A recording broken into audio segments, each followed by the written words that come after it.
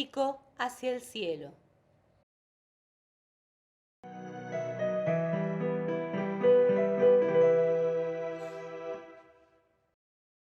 Hablar del libro del Génesis es muy interesante, yo diría hasta apasionante, porque es el primer libro que aparece dentro de la Biblia. Quizá muchos al principio pensábamos que fue el primer libro que se escribió y en realidad pues no fue así, estábamos equivocados.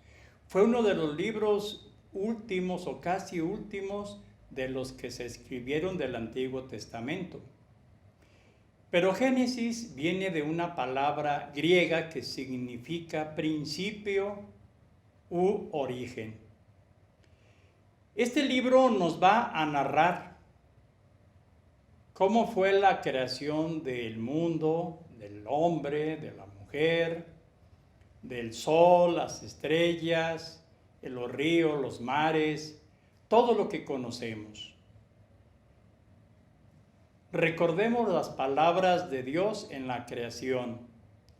Al sexto día había terminado de constituir todo y al séptimo descansó. Y vio Dios que era todo aquello muy bueno. Pero hay muchos temas que aborda el libro del Génesis. Uno de ellos es, por ejemplo, el origen del mal a raíz del pecado. ¿Por qué entró el mal a la humanidad?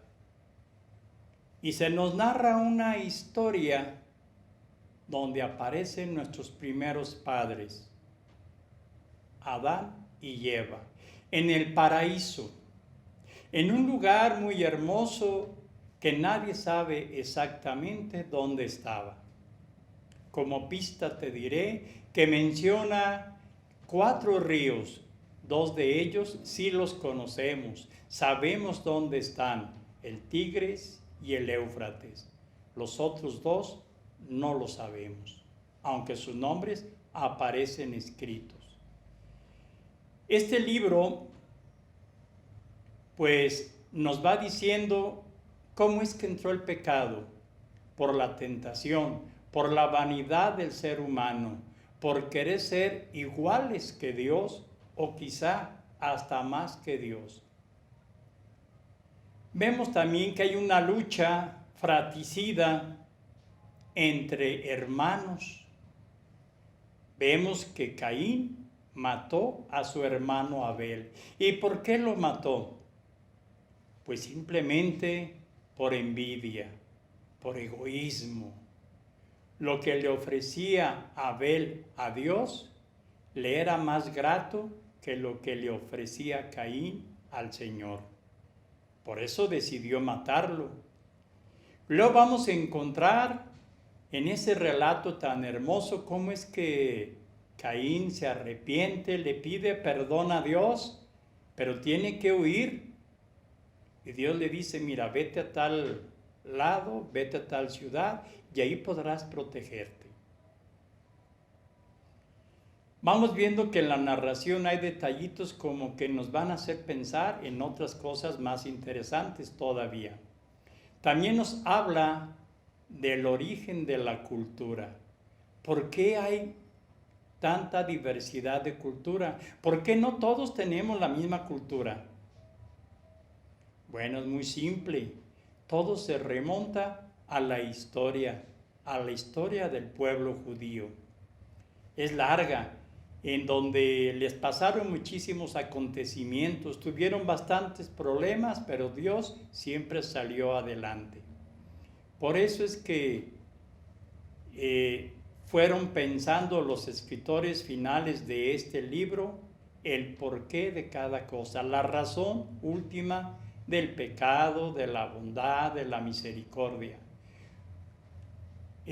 Vemos que el pueblo judío estaba exiliado allá en Babilonia, cuando se cuestionan muchas cosas, porque el pueblo judío había perdido su territorio, la gente perdió sus casas, su ganado, lo que tenían guardado, todo lo perdió. Pierden el templo, pierden su ciudad, pierden su rey y están ante otra sociedad más poderosa, más fuerte, con una cultura superior a la de ella. Es en donde los jóvenes, con el pasar del tiempo, empiezan a perder su fe, a desconfiar de Dios, a pensar que Dios había sido el culpable de todas sus desgracias. Por eso los escritores sagrados se dan la recia a definir bien y concluir este libro del Génesis. También nos habla de la fraternidad y vemos allí que el mal se inaugura con el asesinato, el fratricidio de Caín contra Abel. También nos habla y nos narra una historia hermosísima, la separación de los hermanos, que por envidia a José, al que le llamamos el soñador, deciden matarlo, pero Rubén, el hermano mayor, se compadeció de él y les dijo, arrojémoslo a un pozo. Luego ven que viene una caravana de comerciantes y les dice, ¿saben qué? Mejor vendámoslo y saquemos dinero. Esto lo decía Rubén para salvar a su hermano. Pero Dios sabe sacar provecho aún de las desgracias para su pueblo elegido, para aquellos que lo aman. Porque al paso del tiempo José fue llevado hasta Egipto. José supo interpretarle al faraón un sueño de las 7 vacas gordas que habían sido devoradas por 7 vacas flacas. Sus hermanos, cuando fueron a buscar comida, granos para sus ganados y sus familias, se topan con José. No lo reconocen hasta que José se dio a manifestar quiénes eran. Habla también de cómo es que en otra época más anterior, por ejemplo, el padre Abraham, el padre de la fe, el padre del pueblo judío, pues también tuvo que ir por hambre hasta Egipto. Allí se fue solucionando su problema, pero luego surgió uno. El faraón se enamoró de la esposa de Abraham y Abraham tuvo que salir huyendo. Así como lo hicieron siglos después, pues Moisés. Luego viene otro momento interesante que nos narra cómo Dios salva y nos cuenta la historia de Lot, sobrino de Abraham, cómo Dios lo salva del fuego que cayó sobre las ciudades pecadoras de Sodoma y Gomorra, y cómo un ángel enviado por Dios lo previene y lo apresura a que abandone aquella ciudad, muriendo por desobediencia la esposa de Lot, quedando convertida en estatua de sal. Como vemos, el Génesis es un libro de fe. Aquí se topan mucho los historiadores, con los arqueólogos, con los poetas, con los científicos, y van descubriendo que hay cosas que sí fueron ciertas y otras es difícil de comprobarlas. Aunque la Biblia nos habla de lugares, pues no es un tratado de geografía. Aunque la Biblia nos habla de acontecimientos históricos, no es un tratado de historia. Recordemos una vez más que la Biblia es un libro de fe, un libro de salvación. Por eso hay que leer el Génesis con mucho cuidado, pensando que es algo muy antiguo, en un vocabulario y una época distinta a la de nosotros. Por eso hay que entenderlo, leerlo y entender por qué hay pluralidad de lenguas. Me recuerda ahorita a la Torre de Babel, donde el hombre quiso llegar hasta el cielo construyendo un enorme edificio, pero Dios, cuando iban ya muy aventajados, hizo que no se entendieran y fue así como se fueron dando los diferentes idiomas.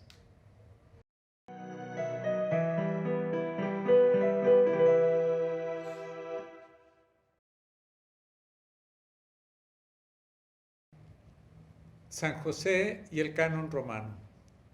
San José es delicia de todos los santos, pero también de la Iglesia.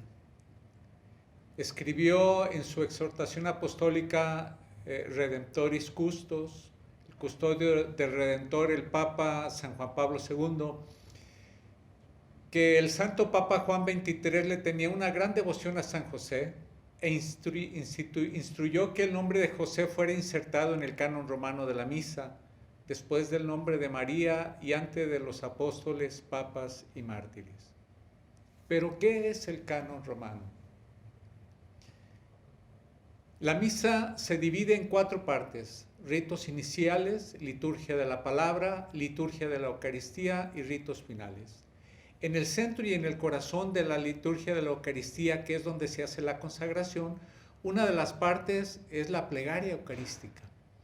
Toda la vida, la plegaria eucarística fue la misma, hasta que en el año de 1962, con el Concilio Vaticano II y la reforma de la liturgia, se modificó un poquito y se agregó al canon romano o a la plegaria eucarística, por petición del Papa San Juan XXIII, el nombre de San José.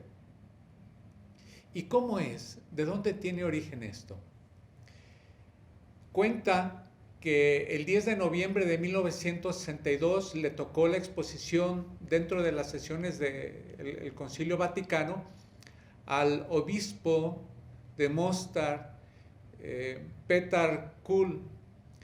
Y este obispo, su intención era animar a que dentro de la liturgia y particularmente en el corazón de la liturgia, en la plegaria eucarística, quedara insertado el nombre de San José, porque le tenía una gran devoción también a San José.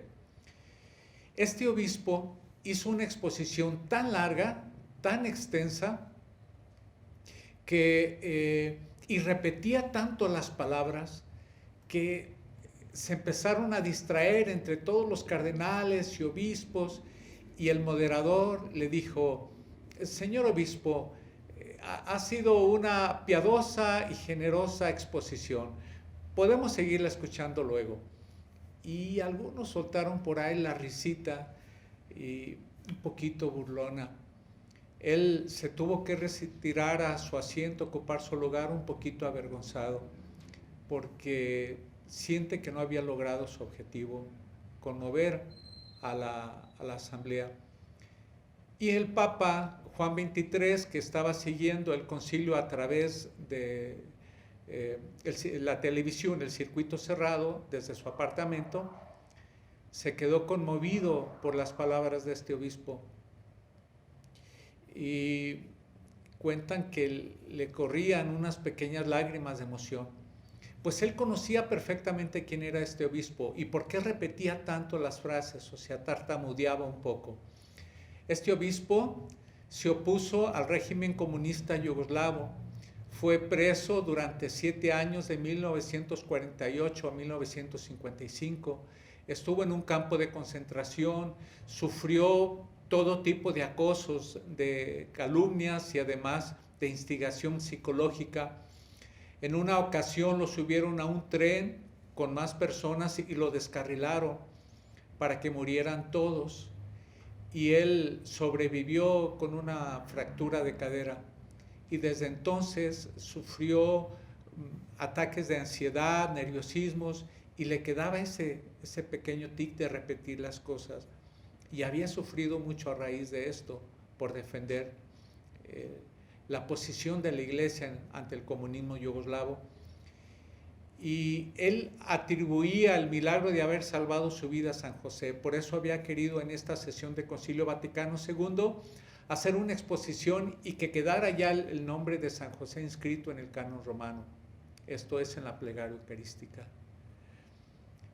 San Juan XXIII, a los 3 días de esta exposición que él siguió por televisión, decretó que el nombre de San José fuera agregado al canon romano. Y desde entonces se agregó. Actualmente el Papa Francisco, en el año del 2013, agregó a las 4 plegarias eucarísticas, ya son 4 las plegarias eucarísticas, anteriormente era solo una y se le conocía como el canon romano, agregó a los 4 el nombre de San José, siempre después de la Santísima Virgen María. Si ustedes están atentos al momento de la consagración y poco después de la consagración, verán que es nombrado el nombre de la Santísima Virgen María e inmediatamente el nombre de su castísimo esposo, Señor San José. El gran amor y la gran devoción al Señor San José ha hecho que este obispo, Peter Kuhl, muchos años después, fuera finalmente agregado el nombre de San José al canon romano.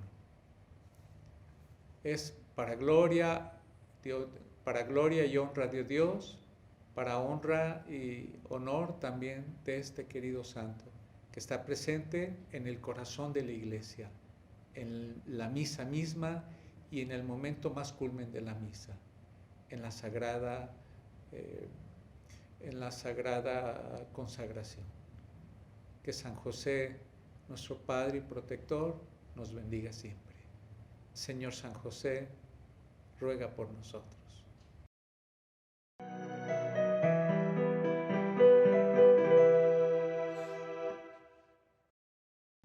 San Agustín tenía una frase muy bonita que decía: no amar a Cristo no es una enfermedad, sino que es la muerte.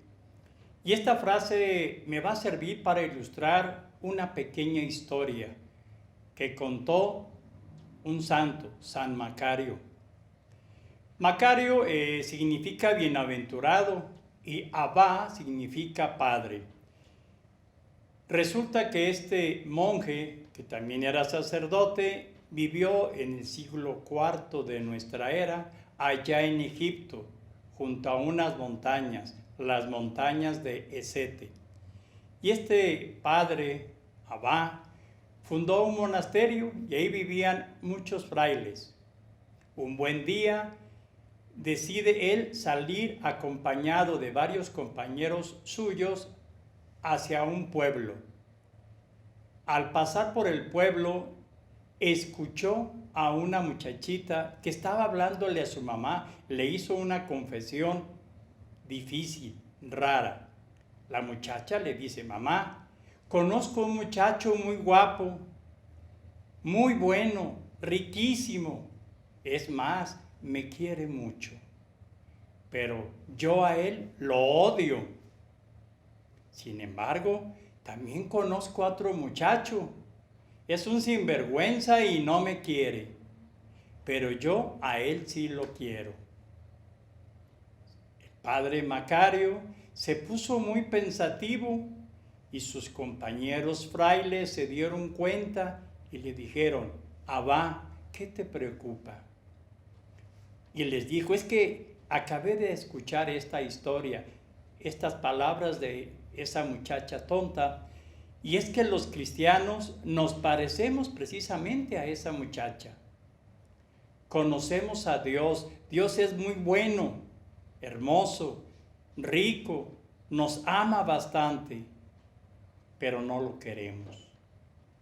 Es más, amamos al demonio, ese ser tan miserable y mentiroso que tanto daño nos hace. Pues bien, esta pequeña historia tiene una moraleja. Hay locuras que se sanan solo con otra locura, pero una locura muy santa.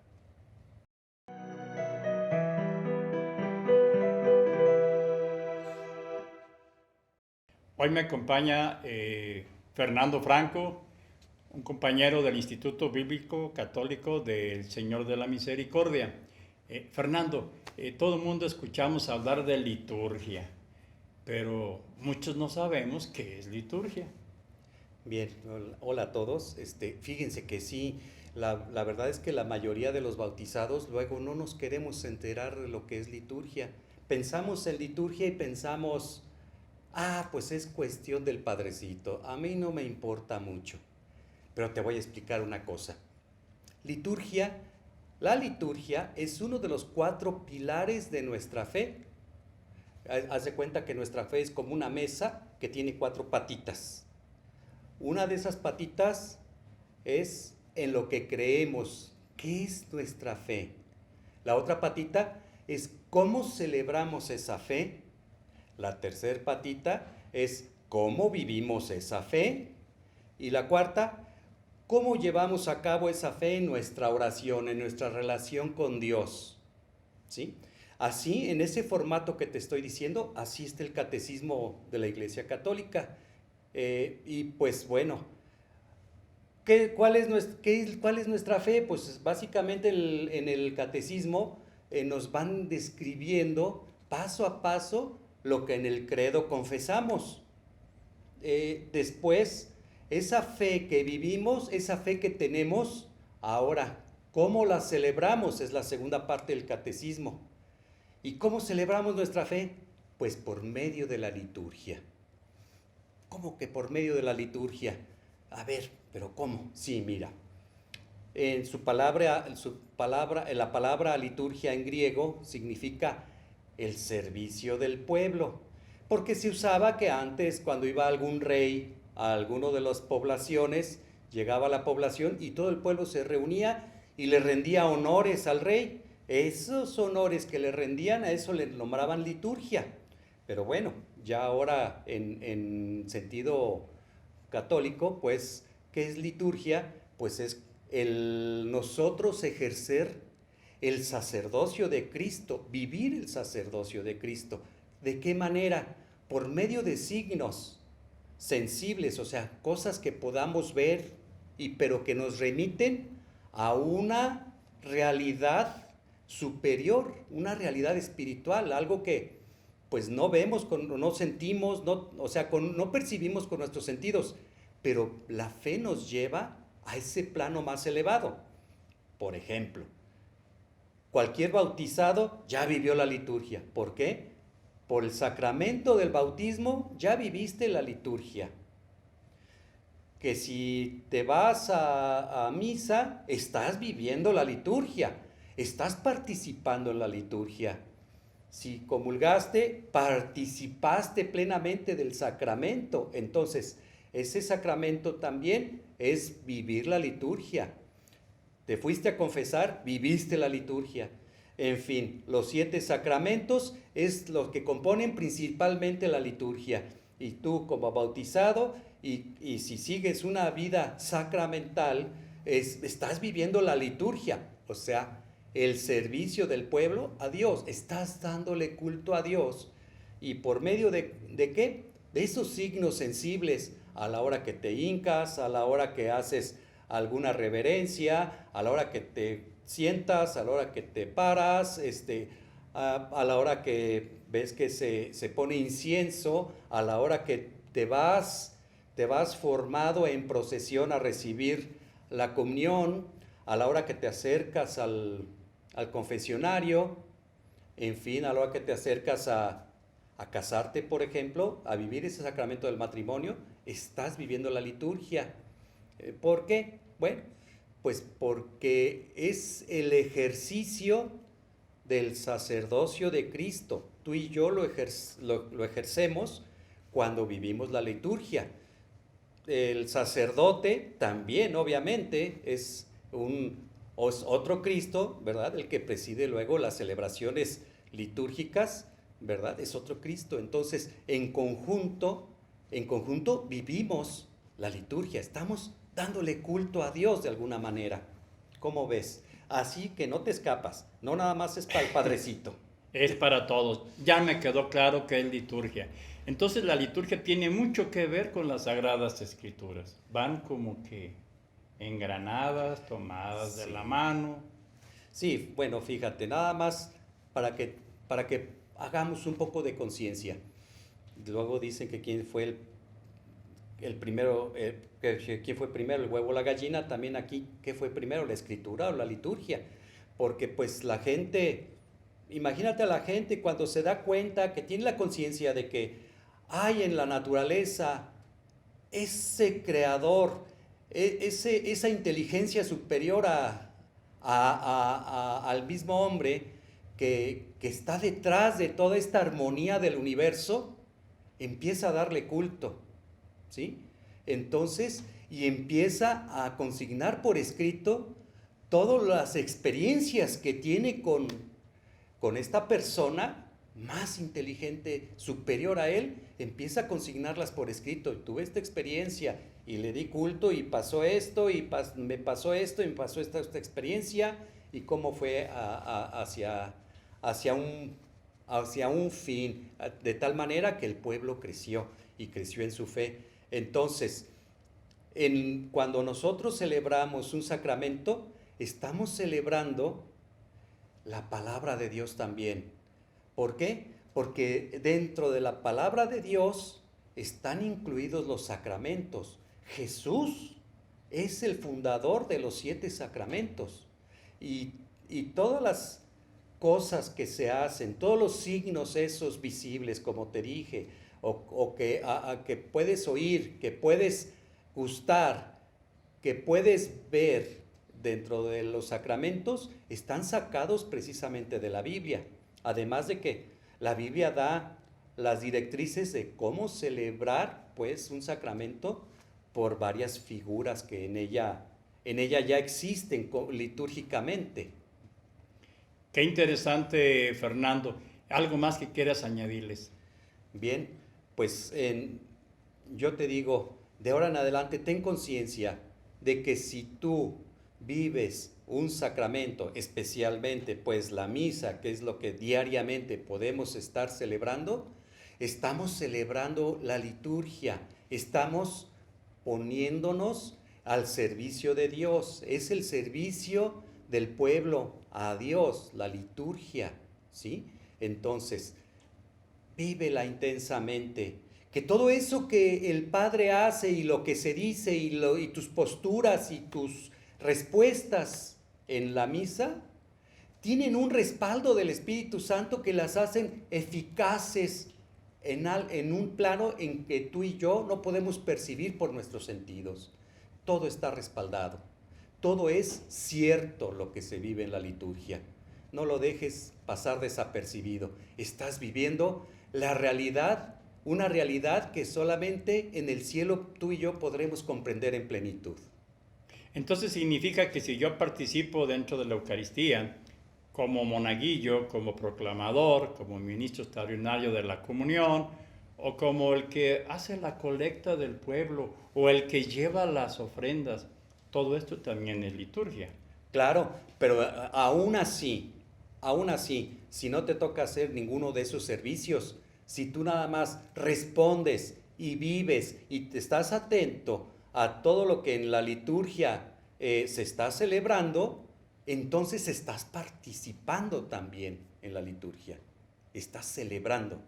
Entonces hay que cantar en misa, contestar fuerte en misa y para celebrar más auténticamente la liturgia. Pues muchas gracias, Fernando, y esperamos en otro momento contar con tu apoyo para que nos vayas diciendo qué es liturgia.